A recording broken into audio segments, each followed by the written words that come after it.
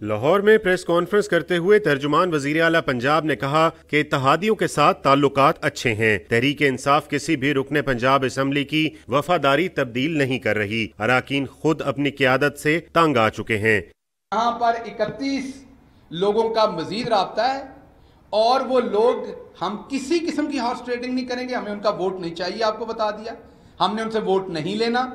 वो सिर्फ इनकी करप्शन का दिफा नहीं करना चाहते, वो थक गए हुए हैं जो कौमी इदारों को ये गालियां देते हैं, अदालतों को गालियां देते हैं और अपने बच्चों की करप्शन बचाने के लिए और अपनी करप्शन बचाने के लिए ये उनको इस्तेमाल करते हैं।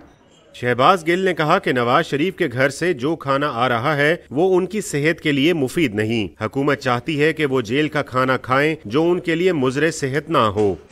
अब हम करने क्या जा रहे हैं, हम ये बोर्ड बना के आपके सामने पहले तो रखेंगे हकीकत कि ये जो घर से जहर आ रहा है मियाँ साहब के लिए, मैं इसको जहर इसलिए कहूँगा तभी तौर पर कि रोज़ चिकन देना, तो हम ऐसा खाना उन्हें जेल में पकवा के देंगे, उसकी चीज़ें तमाम ये घर से भेज देंगे, कुक जेल में मौजूद होगा। लेकिन ये अभी हतमी फैसला नहीं, इसका प्रोसेस शुरू हुआ है। तर्जुमान वजीर आला ने कहा कि हुसैन नवाज को वतन वापस आना पड़ेगा और लूटी हुई दौलत वापस करना पड़ेगी। एंटी नारकोटिक्स फोर्स कौमी इदारा है और हुकूमत को राना सनाउल्लाह की गिरफ्तारी से कबल कुछ मालूम नहीं था। कैमरामैन तजम्मुल हुसैन के साथ उमर फारूक, डॉन न्यूज़, लाहौर।